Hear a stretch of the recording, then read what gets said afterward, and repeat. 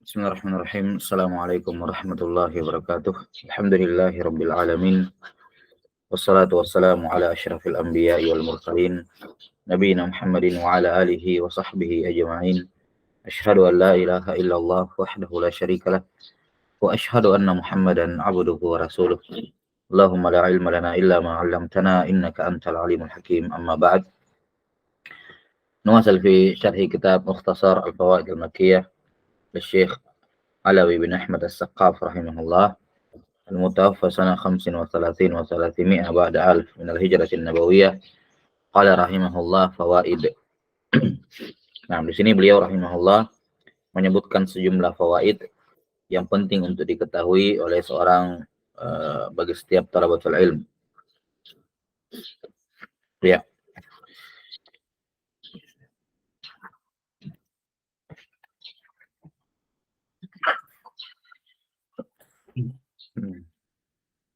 Kata beliau rahimahullahu ta'ala terkait masalah yang pertama diberikan judul oleh muhaqqiq hafizahullah terkait dengan madarikul ilm. Madarikul ilm ini adalah cara untuk mengetahui ilmu. Bagaimana caranya kita mendapatkan ilmu? Ya, bagaimana caranya kita mendapatkan ilmu? Baik. Jadi ilmu itu ya, yakni pada dasarnya seorang manusia atau setiap manusia ketika dia tidak mengetahui sesuatu dan dia ingin mengetahui sesuatu, nah bagaimana caranya supaya dia bisa mengetahui sesuatu tersebut?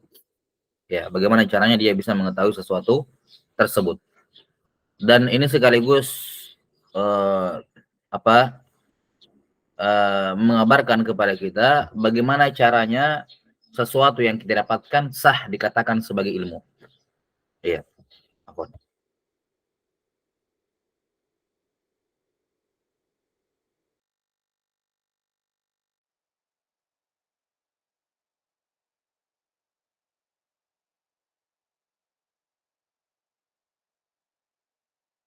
Baik, jadi ini terkait dengan madarik. Bagaimana caranya kita mengidrak, mendapatkan, mengetahui ilmu, sekaligus menunjukkan kapan ya pengetahuan yang kita dapat itu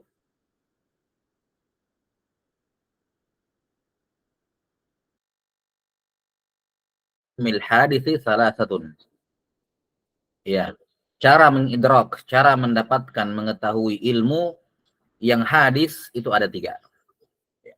Di sini kalimat hadis, untuk untuk mengecualikan darinya ilmu Allah. Ya, ilmu Allah Subhanahu wa taala la yusafu bil hadis. Dan ini sebenarnya tidak perlu ada istilah tidak perlu ada penambahan ini ya, tapi saya insyaallah taala akan diterangkan dalam usul fikih ya, penjelasan terkait dengan taksim ilmu, definisi ilmu dan selainnya. Ini tidak dibahas di sini. Ala kulli hal, pensifatan ilmu makhluk dengan ilmu hadis dan ilmu Allah dengan ilmu qadim ini termasuk dari ta'sir akidah Asy'ariyah ya, yang menafikan sifat-sifat fi'liyah sehingga mereka tidak mau mengatakan bahwa ilmu Allah Subhanahu wa taala atau sifat-sifat Allah itu hadis. Ya, mereka tidak mau mengatakan sifat-sifat Allah Subhanahu wa taala itu hadis. Yani ini ucapan yang mujmal sebenarnya. Sifat Allah hadis atau qadim misalnya. Ini lafaz yang mujmal yahtamilul haq wa yahtamilul batil.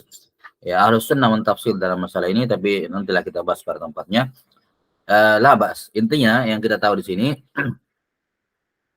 seandainya dikatakan madarikul ilmi salata itu sudah cukup, karena kan kita sudah tahu yang dibicarakan di sini dari awal ilmunya makhluk. Ya, kita juga berbicara dari awal di sini tentang ilmu yang dipelajari oleh makhluk. Jadi tidak perlu ada qaid kata hadis di sini. Iya. Karena tidak ada yang berpikir di sini kita bicarakan ilmunya Allah, kan tidak ada yang kepikiran begitu di sini. Baiklah Pak Sabi. Ala kulli hal, kalimat hadis ini qaidun la yuhtaju ilaihi ya. Dan didatangkan sesuai dengan akidah penulis ya, rahimahullahu taala, Asy'ariyah yang menafikan sifat-sifat fi'liyah Allah Subhanahu wa taala. Saya bayanuhu dalam penjelasan akidah insyaallah. Intinya ilmu, cara mendapatkan ilmu bagi makhluk itu ada 3 cara. Perhatikan, cuma 3 cara ini toh, tidak ada cara yang lain.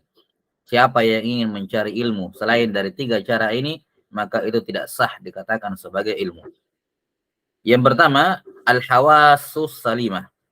Ya, definisi apa panca indera yang sehat, tapi panca indera yang sehat. Panca indera yang 5 tentu saja. Ya, pendengaran, penglihatan, ya, bau yang mencium aroma. Nah, kemudian menyentuh dan mengecap dengan lidah. Ini 5 indera. Apapun informasi yang kita dapatkan melalui 5 ini, 5 panca indera ini, pendengaran, penglihatan, ya, kemudian sentuhan, kemudian indera pengecap dengan lidah dan penciuman dengan hidung, ya, mencium bau. Ini apapun informasi yang masuk melalui 5 hal ini, itu syah dikatakan sebagai ilmu. Sah dikatakan sebagai ilmu dengan syarat panca inderanya sehat. Matanya nggak rabun, ntar salah lihat, dia salah lihat. Oh, ini saya lihat dengan mata kepala saya, ini ilmu. Tunggu dulu, kamu salah lihat. Berarti kan hawasmu tidak sehat. Itu tidak bisa dikatakan ilmu. Orang yang salah lihat tidak bisa dikatakan apa yang dilihat itu berupa ilmu. Baik. Yang lagi sakit lidahnya, tidak bisa mengecap, rasanya kacau ya, dia cicipi manis tapi rasanya tidak jelas gitu. Karena lidahnya bermasalah. Atau ada orang matanya kena sihir, dia lihat daun tapi penglihatannya uang misalnya. Oh, ini ilmu ini. Enggak, itu bukan ilmu. Matamu ini kena sihir. Kan begitu ya. Dan seterusnya. Jadi intinya adalah panca inderanya harus sehat dulu. Baru semua ilmu yang lahir darinya atau semua informasi yang masuk darinya itu bisa dikatakan ilmu. Yang kedua, wal khabarus shadiq. Kabar dari orang yang terpercaya. Ini akan dipaparkan nanti ya bentuk-bentuknya. Tentu saja yang paling pertama masuk di sini adalah firman Allah dan sabda Rasulnya. Karena Al-Quran datang dari Rasulullah SAW. Ya, dan beliau adalah Shadiqul Masduq. Maksudnya di sini diturunkan kepada Nabi SAW dan beliau yang membacakannya kepada kita, kepada manusia. Baik. Kemudian yang ketiga, wa nadharul aql. Ya, akal. Ya, di sini juga harus ditambahi keterangan ya. Nadharul aql yakni al-aqlu as-sarih. Ya, al-aqlu as-sarih atau al-aqlu as-sahih. Harus ditambah juga seperti itu. Jadi yang ketiga adalah nadhar. Nadhar itu tafakkur, ya. Hasil pikiran yang dilahirkan oleh akal. Dengan syarat akalnya sehat. Akalnya apa? Akalnya sehat. Nah, jadi bukan hanya panca indera yang butuh salimah, tapi akal juga butuh sahih. Kapan akalnya tidak sahih, ya tidak benar, maka itu bukan ilmu. Sebagaimana realitanya semua hipotesa yang tidak terbukti. Ya. Ketika seorang membangun hipotesa, itu kan dari nazar akal. Oh, kalau begini nih ditambah begini atau ini dicampurkan dengan ini, kayaknya misalnya kayak jadi gini. Atau kalau ada kejadian seperti ini akan terjadi seperti ini. Itu kan hipotesa. Nah, hipotesa ini kalau terbukti salah, berarti itu akalnya tidak benar. Ada yang salah pada nazarnya. Ima akalnya benar tapi nazarnya salah. Nazar itu mentartib muqaddimat. Ya, mentartib apa? Muqaddimat. Nah, misalnya ada rumusan matematika ya. Ada operasi bilangan matematika. Di dalamnya ada tambahan, pecahan, tambahan, pengurangan, perkalian sama pengurangan. Ya, pembagian. Dia kerja misalnya mulai dari penambahan. Ini pasti salah hasilnya. Kenapa? Memang akalnya benar, tambah-tambah kan begitu. Cuman dari sisi nazar tidak benar. Karena dalam operasi matematika kan yang pertama dikerja kali sama bagi dulu kan begitu, baru tambah sama kurang. Karena hasilnya pasti beda. Nah, di sini imma nazarnya tidak benar, yakni mentartibnya, mengurutkan muqaddimat tidak benar, atau nazarnya benar tapi akalnya yang keliru dari awal. Akalnya yang keliru dari awal. Sebagaimana mutafalsifah ya mengatakan bahwa alam itu alam semesta ini apa? Alam semesta ini hadis. Alam semesta ini qadim. Tidak ada awalnya. Ya. Baik. Ini semua apa? Akal. Atau kata mereka manusia itu asalnya dari kera misalnya dengan teori Newton. Teori Darwin. Ini juga apa? Nazar akal yang fasid gitu. Dari mana? Gitu.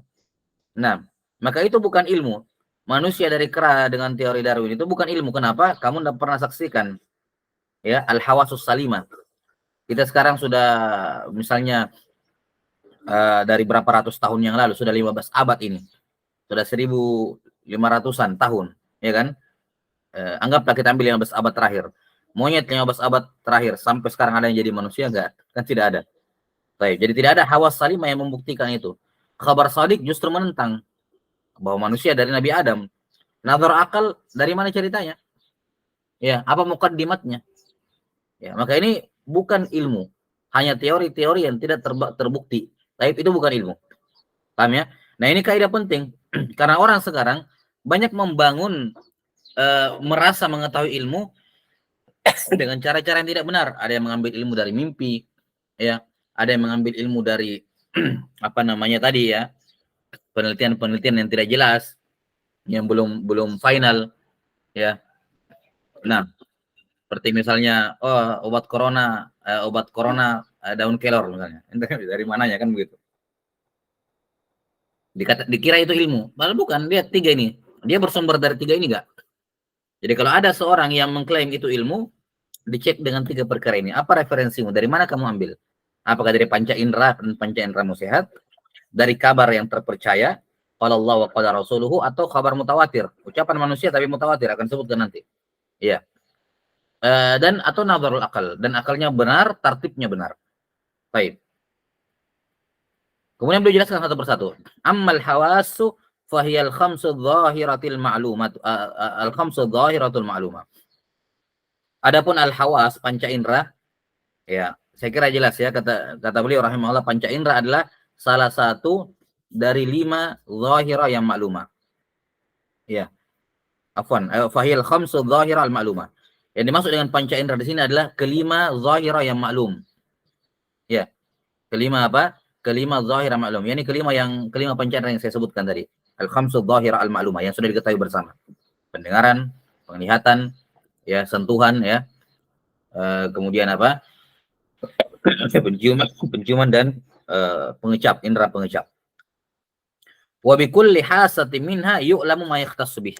Dengan setiap panca indera kita bisa mengetahui sesuatu yang terkhusus dengannya. Yani maksudnya pendengaran, ilmu yang masuk darinya berupa al-masmu, sesuatu yang terdengar. Dengan penglihatan al-mar'i, yang dilihat, ya. Kemudian dan seterusnya, ya. Nah, al-malmus, dengan kulit yang disentuh, ya. Nah, dan seterusnya. Jadi setiap panca indera ini ada kekhasannya masing-masing. Bagaimana caranya meraih ilmu. Ya, jadi kalau misalnya ada orang tidak kelihatan tapi kedengaran suaranya, di sini tidak boleh seorang melihat. Misalnya ada orang di balik pintu, ketok-ketok, ya, terus dia bicara.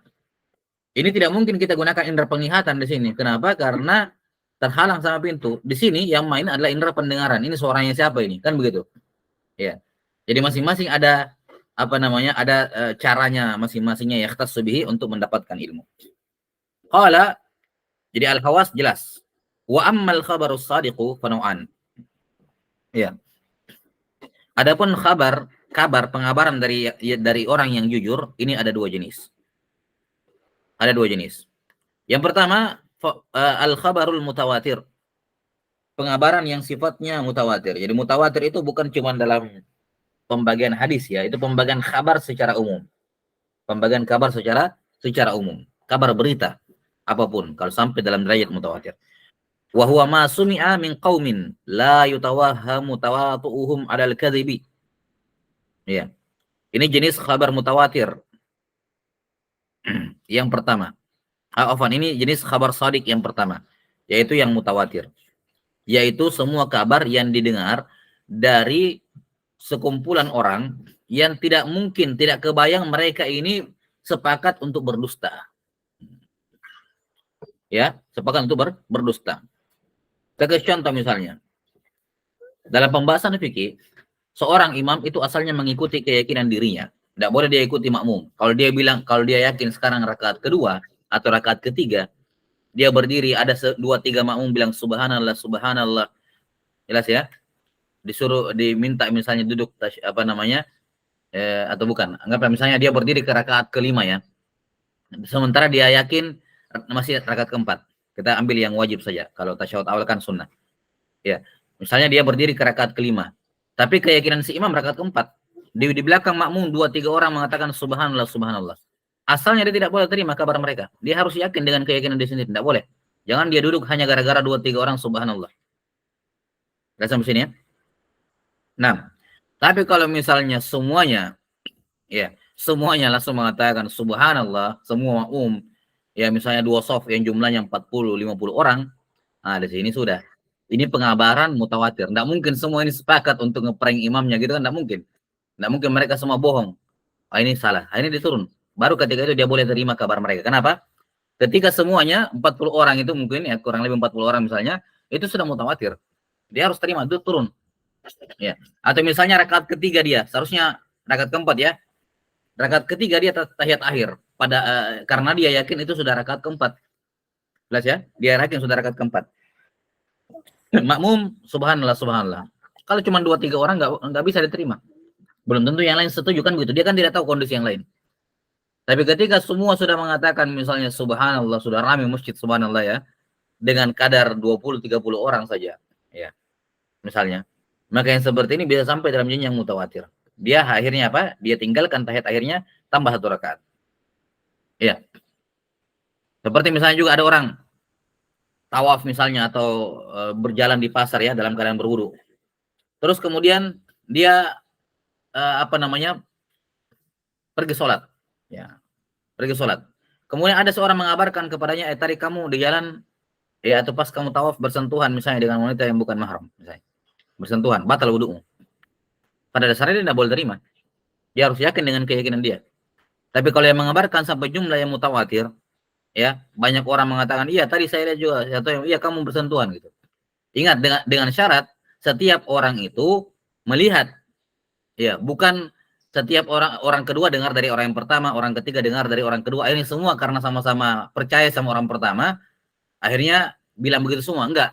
Kalau seperti itu maka itu dihitung 1 orang karena kabar pemberitaan orang kedua sampai orang ke-30 itu semua dari orang pertama semua karena dia percaya kan begitu. Nah, itu bukan mutawatir. Mutawatir setiap dari mereka melihat, menyaksikannya. Baik, mengatakan kamu bersentuhan, 20 orang misalnya mengatakan. Ya sudah, dalam keadaan seperti ini ya, ini walaupun ada khilaf ya, tapi sekedar contoh, dia tinggalkan keyakinannya, dia beramal dengan ucapan mereka. Ya sampai sini. Nah, wallahu alam bissawab.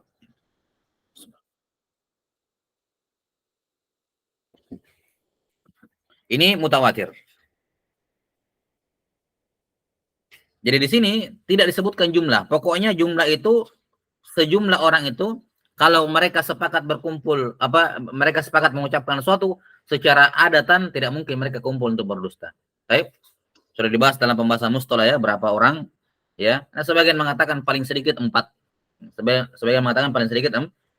Ya, ada yang mengatakan lebih ya lah kulihat ini kembali kepada keadaan sebenarnya beda-beda. 20 tapi semua peminum khamar kan belum tentu ya. Bisa jadi mereka semua berdusta. Kalimat berdusta di sini kalimat berdusta di sini tidak mesti bukan dimaksud dengannya berbohong ya. Berdusta juga yang dimaksud dengan kadzib di sini kadzib amdan, dusta sengaja atau kadzib ghairu amdin, tidak sengaja. Salah lihat kah? Itu termasuk kadzib ghairu amdin. Kira-kira 20 orang ini di antara mereka ada yang kemungkinan salah lihat? Kan begitu kemungkinan. Kalau ada kemungkinan berarti enggak. Baik, ala kulli hal ini mutawatir, dibahas dalam mustalah ya. Karena itulah dan khabar mutawatir ini tidak dipersyaratkan muslim, walaupun orang kafir. Orang kafir jumlahnya 40 orang mengabarkan kepada kita sesuatu bahwa kamu batal wudu'mu tadi bersentuhan, diterima. Baik. Ya, karena tidak dipersyaratkan Islam kalau mutawatir hadisnya. Kalau mutawatir kabarnya. Baik. Misalnya ya, kalau ada sekumpulan orang kafir mengabarkan kepada kita bahwa di Eropa ada di negara misalnya di negara Norwegia misalnya di pedalaman ini ada negeri ada kampung kota yang namanya ini ya, misalnya puluhan orang kafir dari sana mengabarkan kepada kita ya kan. Nah ini diterima dipercayai ya. Nah ini jenis khabar shadiq yang pertama yaitu khabar yang mutawatir. Yang kedua wal khabarul muayyad bil mu'jizah. Kabar yang dikuatkan didukung dengan mukjizat, yakni kabarnya para nabi al-anbiya wal mursalin. Ya, jelas ya. Baik, di sini terkait dengan khabar mutawatir yang ma'ruf ya, taksim mutakallimin, membagi khabar mutawatir wal ahad gitu ya. Ya seakan-akan khabar ahad itu tidak la yufidul ilm gitu. Enggak masuk dalam kategori khabar shadiq, dan ini fihi nadhar tentu saja ya. Naam. Eh, sebagian antum sudah belajar di Mukhtasar Nukhbah dan akan dibahas di Nuzhatun Nadhar. Nah, biidznillah taala bahwa khabar ahad ada khabar ahad, dia bukan mutawatir tapi dia juga yufidul ilm. Dia juga masuk dalam kategori khabar shadiq. Di antaranya adalah khabar yang muhtaf bil qara'in kalau diriwayatkan oleh Bukhari Muslim misalnya. Walaupun bukan mutawatir tapi kalau diriwayatkan Bukhari Muslim dalam Islam itu khabar shadiq juga. Baik. Nah, maka di sini tidak disebutkan khabar al-ahad, ini fi nadhar ya, tentu saja. Ya. Al-Hafidz Ibnu Hajar rahimahullahu taala tegas menunjukkan, dan ini mazhab jumhur al-ulama muhaddisin, bahwasanya hadis walaupun ahad tapi diriwayatkan Bukhari dan Muslim dalam usul mereka, maka apa? Itu yufidul ilm, termasuk salah satu referensi ilmu, idrak, termasuk madarikul ilm. Baik, masuk dalam kategori khabar shadiq. Yang kedua, khabar al-mu'ayyad bil mu'jizah. Ketika Nabi SAW mengabarkan sesuatu, beliau cuma sendiri, ya, tapi beliau dikuatkan oleh Allah dengan mukjizat, menunjukkan beliau Nabi dan Rasul, ya sudah diterima. Ya.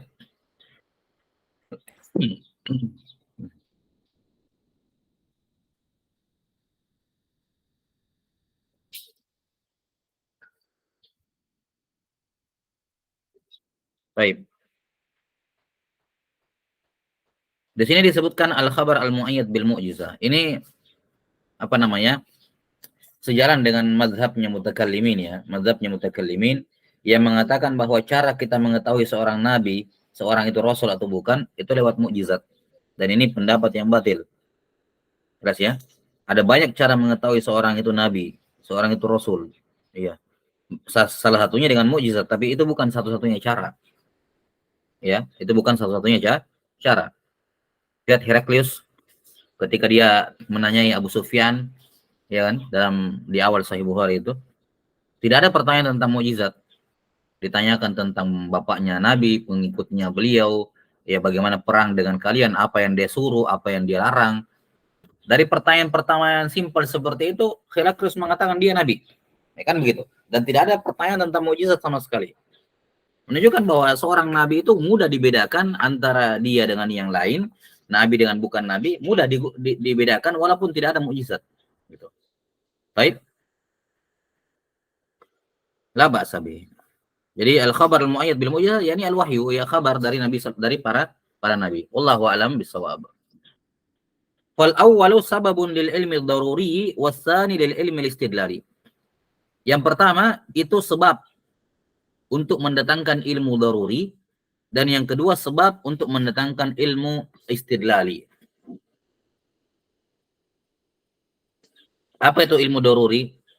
Ilmu daruri sama ilmu istidlali, disebut dengan ilmu nadhari. Kalau ilmu daruri itu ilmu yang langsung muncul sendiri dalam hati tanpa perlu dipikirkan, tanpa perlu disusun muqaddimah, pengantar. Ya. Jelas ya? Kalau seorang ditanya misalnya 7 kali 5 berapa? Dia kan berpikir 7 kali 5. 7 kali 5 itu kan ini normalnya ya. 7 apa asalnya 7 kali 5 kan berarti apa? 7-nya 5 kali. Ya kan begitu. Kemudian ya. Jadi ini namanya butuh muqaddimat, pengantar. Maka 7 kali 5 35 itu namanya ilmu 35 ini ilmu istidlali. Ya, enggak ada orang 7 kali 5 berapa langsung muncul dalam hatinya begitu, enggak. Enggak ada. Ya kan? Baik. Jadi ada pengantar, istidlal namanya. Kalau ilmu daruri itu langsung muncul dalam hati seseorang, ya, tanpa perlu di muqaddimat, tanpa perlu langsung menghunjam dalam dadanya dan tidak bisa ditolak. Tidak bisa ditolak. Nah, kata beliau kalau khabarnya mutawatir itu langsung diterima. Itu yufidul ilmu daruri. Jelas ya? Ilmu daruri. Sementara asani ilmu istidlali. Nah, Sudah ya. Jadi khabar mutawatir kalau ada yang mengabarkan kepada kita dalam jumlah yang banyak dan tidak mungkin mereka berdusta, itu otomatis langsung kita benarkan. Otomatis langsung dibenarkan. Tidak perlu dicek orang-orangnya, ya. Nah, orang-orangnya gimana? Ya, makanya tadi walaupun kafir kalau jumlahnya banyak sekali mengabarkan kepada kita, itu langsung pasti kita terima. Pasti kita percaya. Ya. Nah, ini sekarang orang tidak paham masalah ini, dapat kabar dari orang langsung diterima. Kenapa? Ustadz dia. Satu orang doang dia. Belum tentu juga kabarnya benaran. Ya. Nah, Imam Malik saja pada sebagian keadaan ditolak, ada hadisnya yang ditolak, ya begitu. Kepengabarannya yang ditolak. So Imam Syu'bah bin Hajjaj, ya. Ini pasti benar Ustadz yang bilang misalnya. Dari mana? Itu bukan ilmu. Ya kan? Maka ini harus dipahami yang seperti ini karena ini membenarkan konsep pengetahuan. Beginilah konsep ilmu dalam Islam. Tidaklah rusak ya ilmu tersebut kecuali karena adanya orang-orang yang berbicara dalam ilmu yang tidak paham konsep ilmu dalam Islam itu bagaimana. Ya, bagaimana ilmu itu diperoleh dalam Islam. Ya. Apa dilalahnya? Apa dilalahnya? Ilmu apa yang dipetik dari hal ini? Ya. Jadi kata beliau, khabar mutawatir itu ilmu daruri sebagaimana ilmu yang didapat dari panca indera yang sehat. Kalau kita taruh tangan kita di atas api, ya kan? Itu tidak perlu menyusun mukaddimat, langsung dalam hati kita panas ini. Ini api panas, tidak perlu ada apa-apa. Tidak bisa ditolak. Taruh jari di atas api misalnya. Itu namanya ilmu daruri, langsung panas ini. Tidak perlu apa-apa. Ya kan? Nah. Baik. Sementara dikatakan di sini khabar muayyad bil mu'jizah, ini lil ilmi istidlali. Ilmunya didapat dari istidlal. Maksudnya gimana? Kalau ada nabi, saya jelaskan dulu maksudnya. Misalnya Nabi SAW mengabarkan kepada kita sesuatu. Taib. Katanya, Nabi kan orang ini kan Nabi Muhammad sendirian mengabarkan kepada kita. Ini bukan khabar mutawatir. Tapi kenapa kita terima ucapannya? Karena dia seorang nabi. Dan nabi tidak mungkin bohong. Dari mana kamu tahu dia nabi? Karena mukjizatnya misalnya ini membelah bulan misalnya. Ini ada tertib namanya. Jadi ada manusia biasa misalnya. Kalau ada manusia mengabarkan kepada kita sesuatu, kemudian dia membawakan mukjizat, berarti siapapun yang mendatangkan mukjizat maka nabi. Kalau dia nabi maka tidak mungkin bohong. Berarti semua ucapannya benar. Kan begitu. Jadi ada tahap-tahap, step-step dulu. Pengantar. Baik, ada mukaddimat untuk sampai kepada semua yang Nabi bilang sallallahu alaihi wasallam benar. Ada pengantarnya apa? Pengantarnya adalah mukjizat. Kalau dia mukjizat, mendatangkan mukjizat maka dia nabi. Kalau dia nabi maka tidak mungkin bohong. Itu namanya apa? Maka semua khabar yang muayyad bil mukjizah yang diucapkan oleh seorang nabi, itulah ilmu yang lahir darinya, ya. Itu dipetik dari ilmu istidlali maksudnya. Diperoleh dari ilmu istidlali karena ada mukaddimat dulu sebelum kita sampai kepada apa? Bahwa Nabi SAW itu benar. Baik. Dan ini adalah hal yang tidak benar. Jadi saya sudah jelaskan maunya penulis apa yang dimaksud dengan ilmu istidlali. Ya, dan kita katakan al-haq ini tidak benar. Ya. Jelas ya? Ini tidak benar. Pengabaran dari para nabi, al-anbiya wal mursalin, jelas sampai sini, itu bukan ilmu istidlali. Itu bukan apa? Itu bukan ilmu istidlali. Dan bukan prasyarat seorang nabi itu harus ada mukjizat, bukan prasyarat. Ya. Atau para nabi hanya bisa diketahui bahwa dia nabi dengan mukjizat, itu juga tidak benar. Jelas ya? Nah, ya, dalilnya sangat jelas, hadis innamal a'malu binniyat. Ya, hadis innamal a'malu binniyat diriwayatkan secara satu orang, ya kan? Tapi dia yufidul yaqin. Ya, yufidul al-yaqin, yufidul ilm gitu. Baik.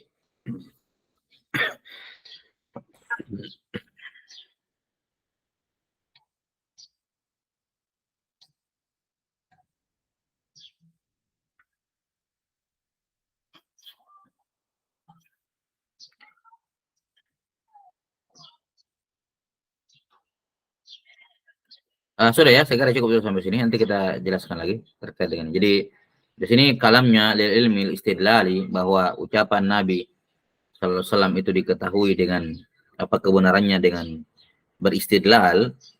Ya, kita katakan istidlal yang dibangun tadi ini tidak benar ya.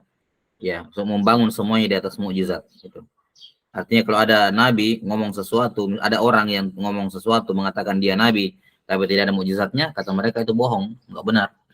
Nah, dan ini apa tentu saja hal yang batil ya, hal yang batil. Tapi insyaallah taala kita jelaskan nanti pada pertemuan berikutnya. Nanti wa qadar sallallahu ala nabiyina Muhammadin wa ala alihi wasallam. Alhamdulillahirabbil alamin. Assalamualaikum warahmatullahi wabarakatuh.